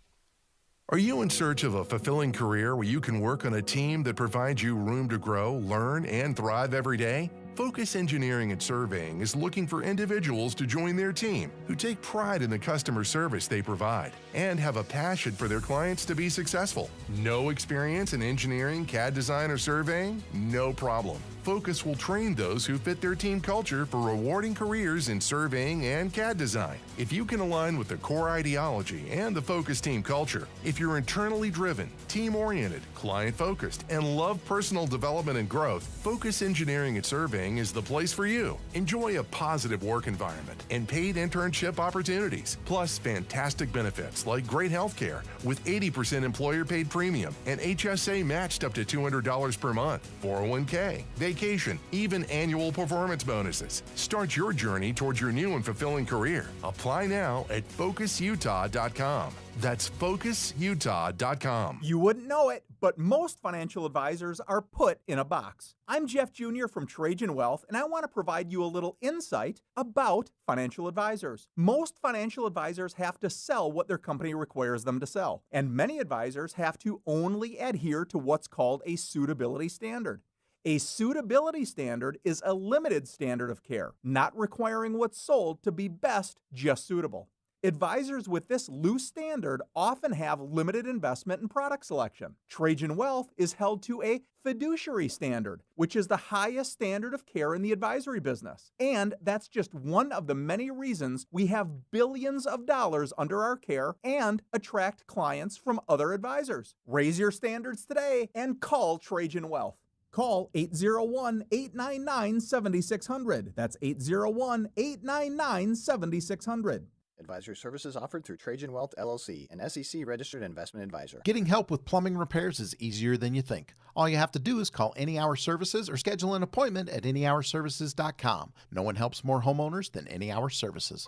The Management Minute is a service of the MBA program in the John M. Huntsman School of Business at Utah State University. I'm Professor Scott Hammond. Some people think if they repeat something that's false enough times, it'll become true. In the age of artificial intelligence, that's doubly dangerous. AI can sometimes access the wrong data and produce wrong outputs. However, we might mistakenly think that that information from AI is always correct because it is from AI. Computers will never replace humans in moral judgments and in fact determination. AI is intelligence, but not ethical judgment. We need to make sure that we continue to make those judgments, even though AI will give us more information and be very useful. To learn more about ethical decision making, consider an MBA from Utah State University. Go to utahstatemba.com. That's utahstatemba.com. I'm Scott Hammond. Hope to see you in one of our classes. Be advised, this is your opportunity to save up to 40 to 80% on a hot tub or swim spa. This weekend only, Friday through Sunday, Utah State Fair Park. Be advised, this is your opportunity to save up to 40 to 80% on a hot tub or swim spa. This weekend only, Friday through Sunday, Utah State Fair Park. 18-month interest-free financing. Our factories have demanded we sell 1,000 hot tubs and swim spas this weekend. Utah State Fair Park. Huge factory incentives, factory rebates, this weekend only. Utah State Fair Park. We can remove your old hot tub. Free delivery of your new hot tub. Hot tub starting at $2,999. Utah State Fair Park. Free delivery of your new hot tub. Just relax and enjoy. Utah State Fair Park. Friday, 2 p.m. to 8 p.m. Saturday, 10 a.m. to 8 p.m. Sunday, 10 a.m. to 6 p.m. Free admission. Free delivery. Utah State Fair Park. Call 833-SPA-SALE or visit hottubandSwimSpaSale.com. Inside Sources. Inside Sources on KSL News Radio. Tensions have calmed between President Trump and the government of Colombia after the country refused to accept military flights filled with Colombian migrants. The president had threatened tariffs as a result of the decision over the weekend. The White House, let's give a little recap, Taylor. Yeah, yes. The White House is claiming victory in a showdown with Colombia over accepting flights of deported migrants from the U.S. Now, keep in mind, from my understanding, this is not people that have just been pulled off the street from being illegal. Convicted criminals? These are, from what I understand, criminals that have been either convicted or have warrants out for their arrest. There's been some very highly publicized raids that have been going on all over the country. I feel like our law enforcement, especially even locally here, law enforcement have been much more apt to, if they have a felony warrant for someone that they know is an illegal immigrant and is a criminal, they're booking them into jail, into local county jails, and ICE is putting holds on them. And when ICE puts a hold on them, they're ready for deportation, and they are swiftly moving. Ever since President Trump was sworn in. And so what happened is these migrants, these illegal immigrants, are being flown back to Colombia, and they were being rejected. They weren't able to land, which is something you didn't think about. These are right? military, United States military These aircraft. Are military aircraft. They're right. coming in. And so after that happened, and President Trump went right to social media, and he threatened steep tariffs on imports and other sanctions on the longtime U.S. partner. Press Secretary Caroline Leavitt said in a late Sunday statement that the government of Colombia has agreed to all of President Trump's terms, including the unrestricted acceptance of illegal aliens from Colombia returned from the United States, including on U.S. military aircraft, without limitation or delay. Leavitt said the tariff orders, which would have put in place 25% of tariffs on all Colombian incoming goods, which would have raised to 50% in 1 week, will be held in reserve and they will not be signed. And I want to get, Taylor, your initial thoughts. Were you following this as it came in? Did you see it the next morning? Were you tracking it on X or social media or any other way of what was happening in real time? Yeah, and as someone who has been critical of Donald Trump in the past, I honestly, Adam, I see this as a significant win for President Trump. I don't see how this isn't a win. The significance, I think, of what happened could be debated, but to me, this is, I think, fascinating. He's following through on his promises, Taylor, too. He's following really through quickly at a rapid clip. Now, to put this in context, Donald Trump is getting a lot of attention for these deportations. There's a lot of controversy, awareness. This is something we are all talking about. in fairness, President Obama deported more convicted criminals who came here illegally that, on average weekly than even Donald Trump has in the last week. So this is not new, but it is essentially the framing of Donald Trump's first week in office. We just didn't see that during the Biden administration. They left everybody alone. Yeah. And you had 10+ million illegal immigrants coming not through ports of entry, but they were, or even if they did, they were getting dates that were 5 years in the future to return to court. Right. They Yeah. were disappearing And they into were the gone. system. Yeah. They weren't tracked. We didn't know who they were. Yeah. We didn't know if the parents that were coming across with their kids were actually their kids. We didn't know about trafficking. The administration lost hundreds of thousands of unaccompanied minors into the United States.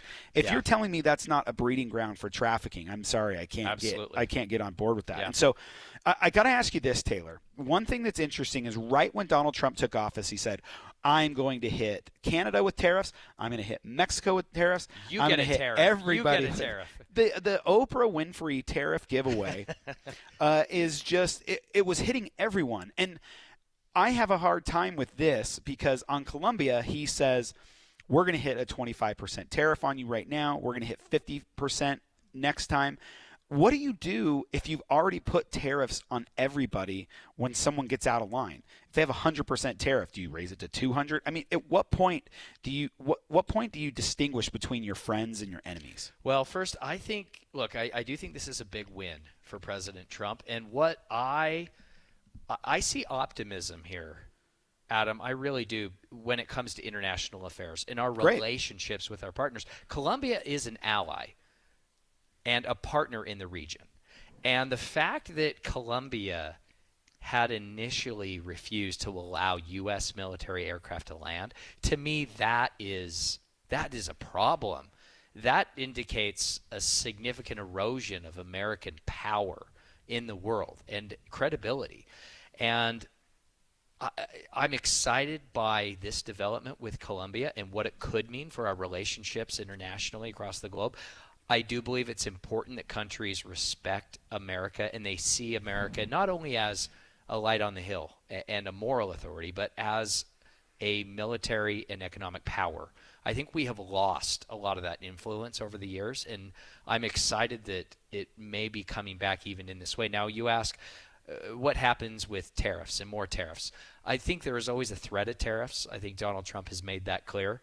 I think there's a strong, significant difference between the political threat of a tariff and the reality of a tariff. A country like Colombia, I think that tariff was real, and I think that's why Colombia responded the way they did. A tariff on Canada, I don't think is as real. I think that's more of a political gesture, maybe a threat by President Trump. We will see, right? I could be proven wrong. I think the answer to your question is if we run out of tariffs, there's always sanctions and other measures. And the sanctions on Colombia are still in place. Yes, they are. They said until we have assurances that we can keep landing our aircraft, we're going to keep the sanctions on some of your leaders, pulling visas on others. The hard part, Adam, is in America, and I've seen this firsthand working for Congress, the House Committee on Foreign Affairs. This is something I was involved in with day to day, that we had the currency of moral authority and political power and military power.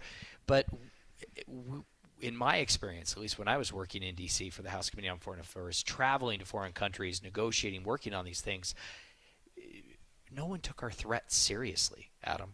Threats of tariffs, threats of sanctions, because they assumed that, they would never actually do that. And that's one of the things, one of the elements of President Donald Trump. He's crazy enough that they have no clue what he's going to do. Love him or hate him, countries fear him.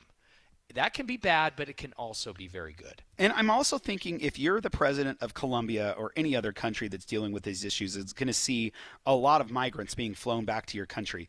The talking points they're all using is the same. So from Colombia to Mexico, they're saying our people deserve to be treated with respect. You can't treat them this way. On and on and on and on. Yeah. But we're talking about felons here mostly. Well, yeah, I want to be clear. This conversation, when it comes to the deportations here, we're talking about convicted criminals who Right. entered the country illegally. So everyone's using, you have to treat our people with respect. And yes, that's true. They do have to be treated with respect.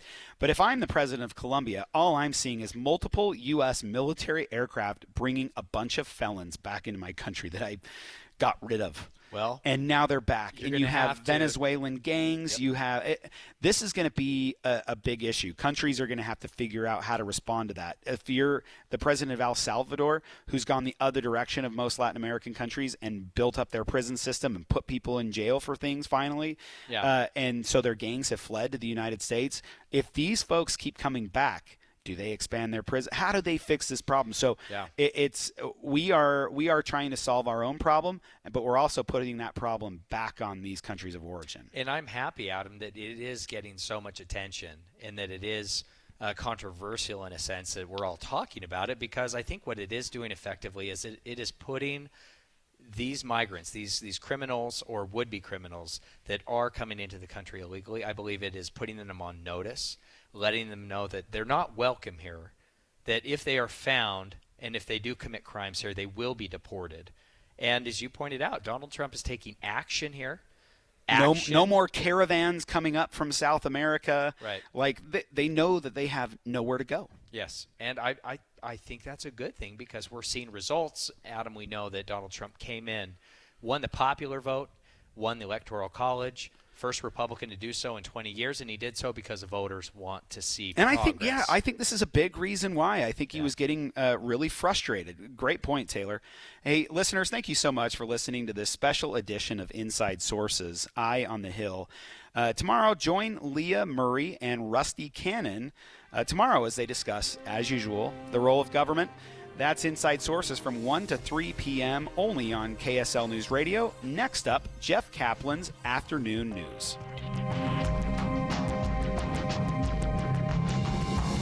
KSL FM Midvale. KSL Salt Lake City. From the KSL Common Spirit Health Studios, this is KSL News Radio. Utah's news, traffic, and weather station. Good afternoon, 3 o'clock at KSL News Radio. I'm Jeff Caplan. We're at 36 in Salt Lake City. KSL's top stories: state lawmakers will decide whether kids can use their phones in school. A just-introduced bill would ban cell phones in public schools statewide. We have team coverage. Eye on the Hill. Ago, he would be sponsoring this bill because of his concerns about the negative effects of social media and smartphones